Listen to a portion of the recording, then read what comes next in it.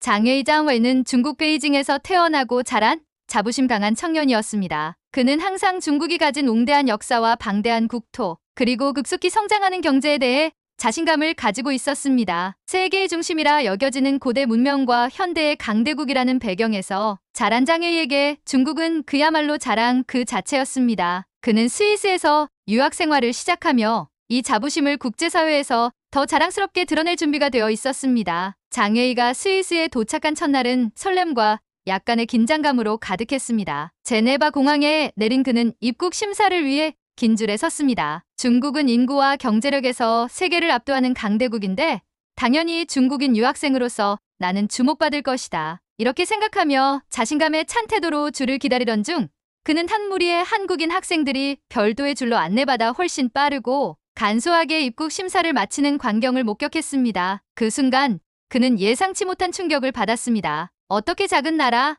한국이 이처럼 우대받을 수 있지? 중국인인 나조차 일반 줄에서 오래 기다려야 하는데 말이야. 그는 혼란스러웠습니다. 그의 머릿속에는 한국에 대한 비교적 적은 관심과 선입견이 자리 잡고 있었습니다. 중국보다 훨씬 작고 국제적인 영향력도 크지 않을 것이라 여겼던 한국이 이처럼 특별 대우를 받는 현실을 인정하기 어려웠습니다. 공항에서의 경험은 장웨이에게 깊은 인상을 남겼습니다. 그것은 단순히 줄을 서는 문제를 넘어서 자신이 속한 나라와 세계가 그 나라를 대우하는 방식 사이의 괴리를 느끼게 만든 순간이었습니다. 역사와 크기만으로 국제사회에서의 존중을 얻을 수 있는 건 아니구나. 그는 처음으로 이런 생각을 하게 되었습니다. 스위스에서의 새로운 시작은 장웨이가 자신의 믿음을 시험하고 다른 나라들에 대해 배우는 계기가 될 것이 분명해 보였습니다. 그러나 이 첫 충격은 그가 앞으로 경험할 많은 변화의 서막에 불과했습니다. 공항에서의 일은 시간이 지나도 장웨이의 마음속에서 지워지지 않았습니다. 입국 심사를 마치고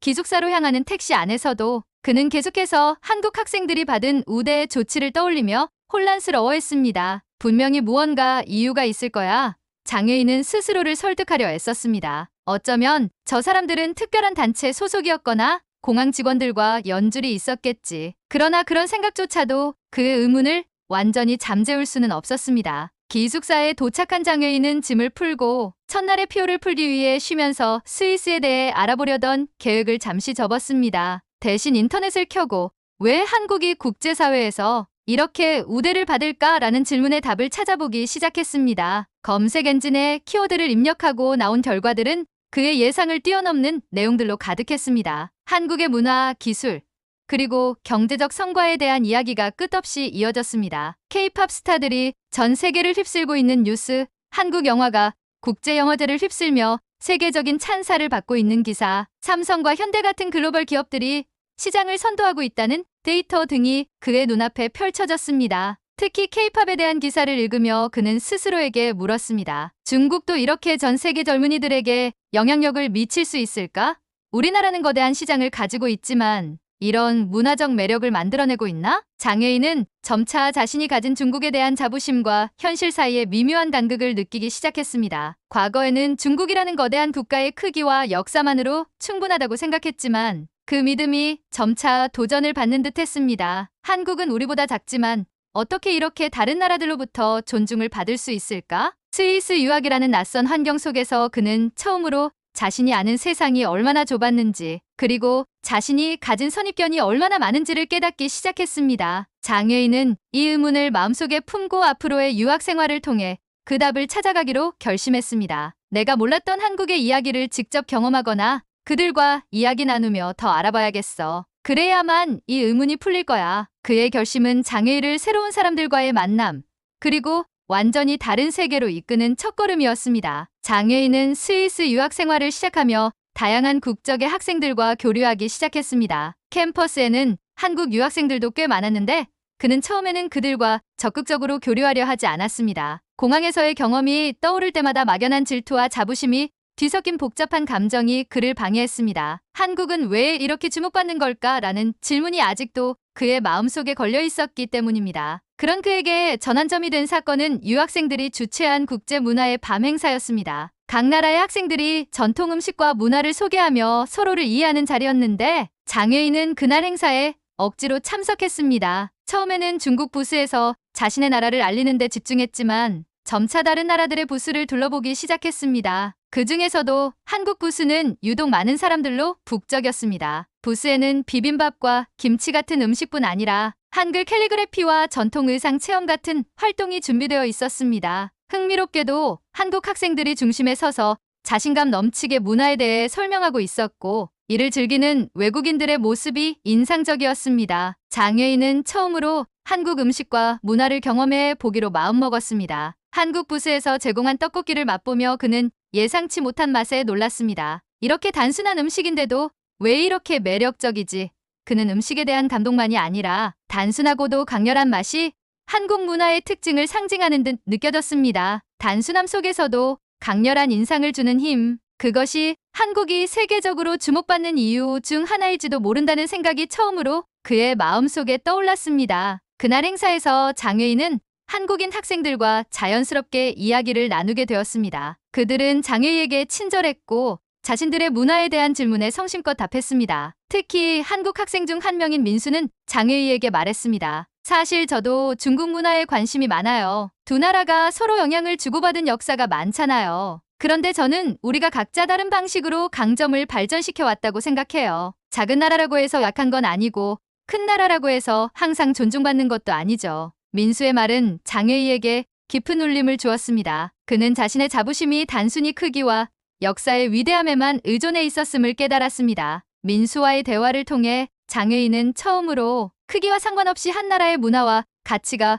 얼마나 중요한지를 생각하게 되었습니다. 그날 이후로 장애인은 한국 학생들과 더 자주 어울리기 시작했습니다. 그들의 유연한 사고방식과 친절한 태도는 장애인의 선입견을 조금씩 허물어갔습니다. 동시에 그는 한국의 문화적 영향력과 국제적 성공이 단순히 운이 아니라는 것을 깨닫기 시작했습니다. 장애인은 한국에 대해 더 알고 싶어졌습니다. 그는 수업에서 만난 한국 학생들에게 한국의 교육, 경제, 그리고 문화의 발전에 대해 질문하기 시작했고, 그 과정에서 자신의 고정관념이 하나씩 허물어지는 것을 느꼈습니다. 장애인은 이제 한국에 대해 호기심을 갖게 되었고, 그들이 국제사회에서 존중받는 이유를 직접 확인해 보고 싶다는 마음이 생겼습니다. 그는 한국으로의 여행을 진지하게 고려하기 시작했습니다. 장애인의 한국에 대한 관심은 날이 갈수록 깊어졌습니다. 그는 한국인 친구들과 함께 수업 후 시간을 보내며 자연스럽게 한국의 대중문화와 전통문화에 대해 배우게 되었습니다. 어느 날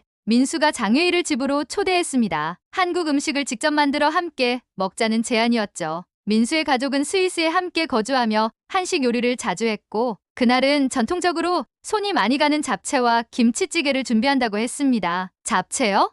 그게 뭐예요? 장애인가 묻자 민수는 웃으며 말했습니다. 한국에서 축제나 특별한 날에 자주 먹는 음식이에요. 채소와 고기를 볶아서 만든 유리 같은 면 요리죠. 민수의 집에 들어선 장애인은 집안에 퍼진 고소한 냄새와 따뜻한 분위기에 놀랐습니다. 민수의 부모님은 장애인을 반갑게 맞이하며 직접 김치 담그는 법을 설명했습니다. 김치가 단순한 반찬이 아니라 가족과 함께 만드는 과정 자체가 문화적 의미를 갖고 있다는 이야기를 들으며 장애인은 중국의 가족 중심 문화와 닮은 점을 떠올렸습니다. 식사를 하며 민수의 가족은 한국의 전통과 현대 문화의 조화를 이야기했습니다. 한국이 글로벌 무대에서 주목받게 된 것은 단지 경제적 성취 때문이 아니라 전통을 존중하면서도 현대적인 방식으로 재해석하려는 노력이 있었기 때문이라는 설명이 이어졌습니다. 우리나라가 작고 자원이 부족했기 때문에 사람들은 아이디어와 협력으로 승부를 봐야 했어요. 그런 점이 지금의 한국을 만든 것 같아요. 민수의 아버지의 말은 장애인에게 또 다른 깨달음을 주었습니다. 이후 장애인은 스스로도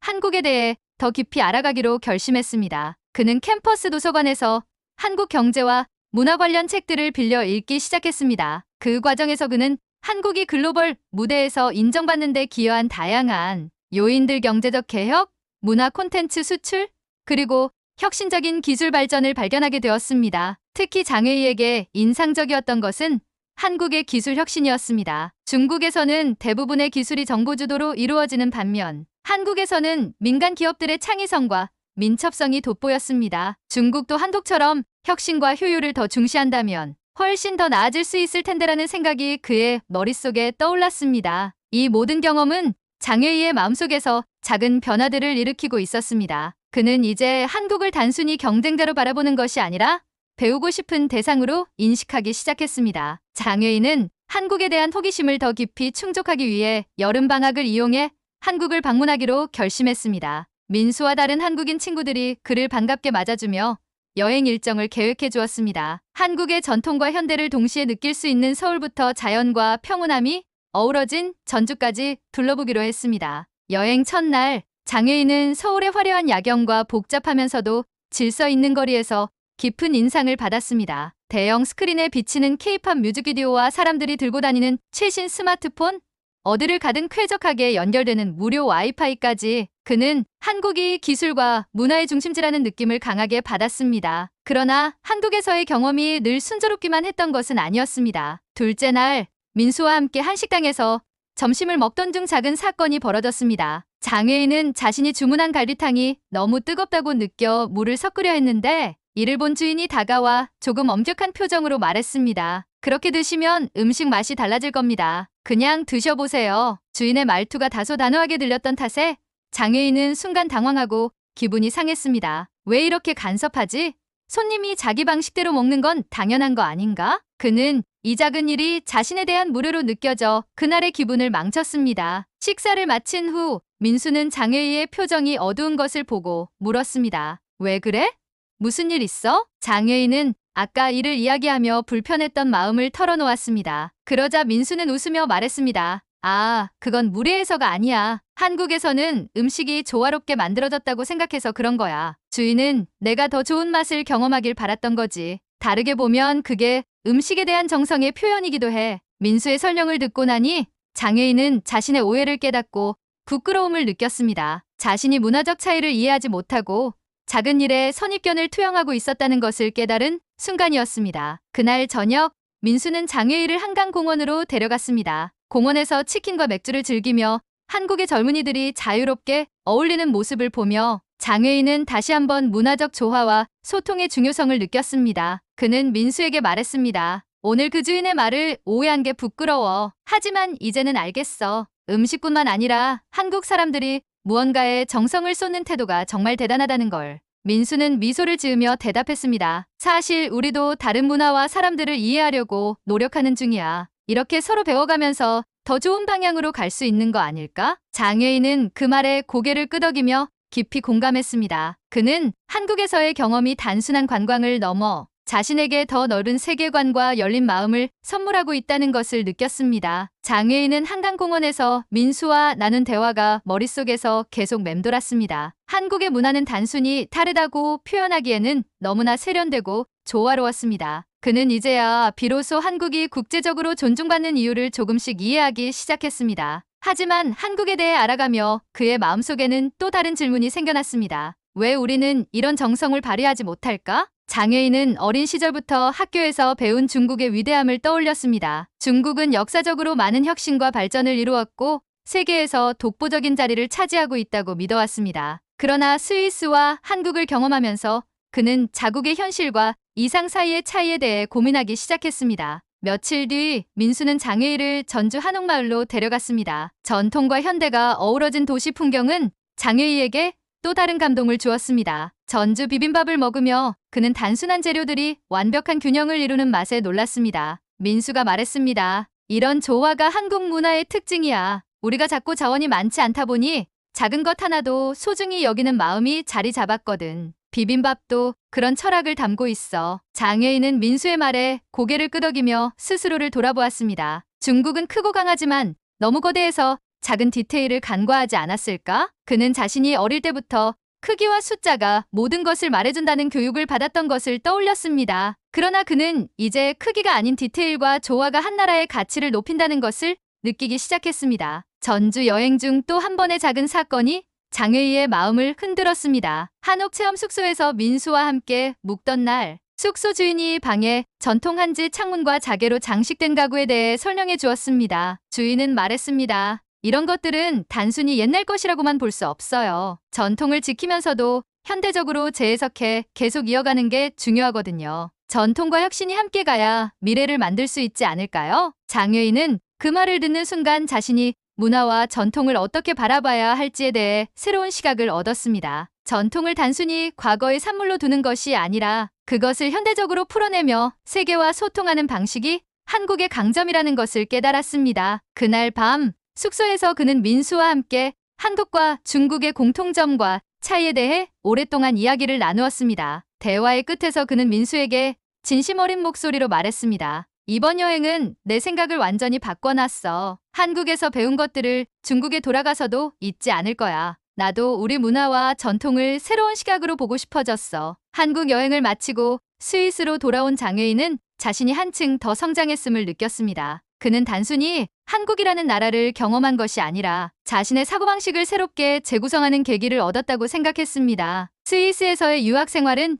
이제 완전히 다른 시각으로 보였습니다. 장혜인은 더 이상 자신의 나라가 크기와 역사만으로 특별하다고 자부하지 않았습니다. 대신 한국에서 배운 교훈을 바탕으로 더 나은 방향으로 나아가기 위해 무엇을 할 수 있을지 고민하기 시작했습니다. 그는 수업 시간에 발표를 할 기회가 생겼습니다. 주제는 작은 나라의 국제적 영향력이었고 장혜인은 주저없이 한국을 사례로 선택했습니다. 발표를 준비하면서 그는 한국이 이룩한 성과가 단순히 문화와 기술만의 결과가 아니라 치밀한 계획과 지속적인 노력의 산물임을 더 깊이 이해하게 되었습니다. 그는 발표에서 이렇게 말했습니다. 한국은 크지 않은 국토와 자원 부족이라는 한계를 창의성, 혁신, 그리고 사람들의 열정으로 극복해왔습니다. 그 과정에서 전통과 현대를 조화롭게 연결하며 세계와 소통하는 데 성공했습니다. 이것이 작은 나라가 어떻게 큰 영향력을 가질 수 있는지를 보여주는 사례입니다. 우리 모두가 배워야 할 점이 많습니다. 발표가 끝난 후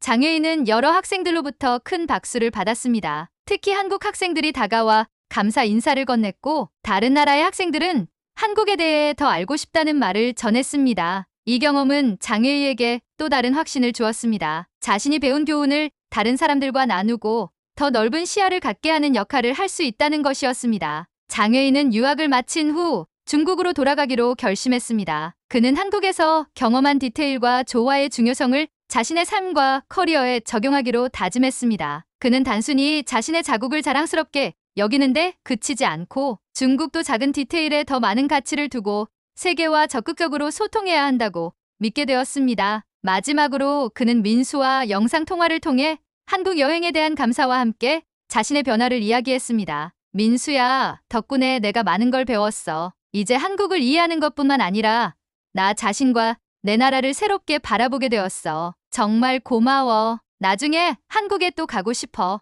민수는 웃으며 답했습니다. 우리도 너처럼 생각이 열린 친구를 만나서 정말 좋았어. 다음에 꼭 다시 한국에 와. 함께 더 많은 이야기를 나누자. 장혜인은 통화를 끊으며 깊은 만족감을 느꼈습니다. 그는 더 이상 크기와 역사만으로 자부심을 느끼는 사람이 아니었습니다. 그는 진정한 자부심은 열린 마음과 지속적인 노력에서 비롯된다는 것을 깨달았고 그것을 자신의 삶에 적용하기로 마음먹었습니다. 내가 배운 것들을 실천한다면 우리 모두가 더 나은 세계를 만들어갈 수 있을 거야. 장혜희의 새로운 여정은 이제 막 시작되었고 그의 눈은 더 넓고 밝게 빛나고 있었습니다. 여러분, 오늘 장혜희의 이야기를 통해 크기와 역사가 국가의 위상을 결정짓는 것이 아니라 문화적 조화와 열린 사고방식이 얼마나 중요한지를 느끼셨나요? 이처럼 세상은 변화하고 있고 우리는 서로에게서 배워가며 성장할 수 있습니다. 오늘 이야기에서 배운 교훈이 여러분의 삶에도 작게나마 도움이 되길 바랍니다. 구독과 좋아요, 그리고 여러분의 생각을 댓글로 남겨주세요. 감사합니다.